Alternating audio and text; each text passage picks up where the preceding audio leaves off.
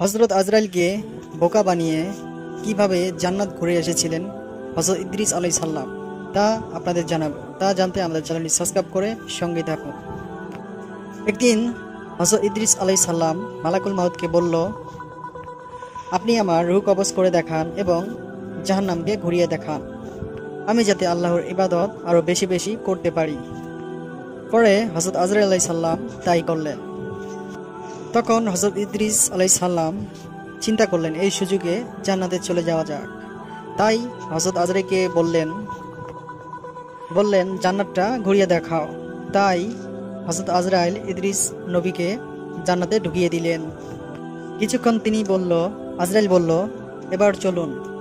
ইদ্রিস আলাইহিস সালাম বললেন, ভাই আজরাইল, আল্লাহ তাআলা বলেছেন প্রত্যেক প্রাণী মৃত্যুর স্বাদ গ্রহণ করবে, জাহান্নাম না দেখে জান্নাতে যেতে পারবে না।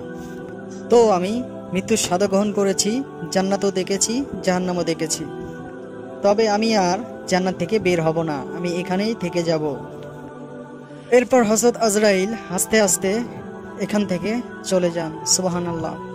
আশা করি ইসলামিক ভিডিও ভালোবেসে থাকলে আমাদের আলোর পথ চ্যানেলটি সাবস্ক্রাইব করবেন, সঙ্গে থাকবেন। ভিডিওটি লাইক, শেয়ার করতে ভুলবেন না। কমেন্টে জানাবেন ভিডিওটি কেমন লাগলো। আল্লাহ হাফেজ।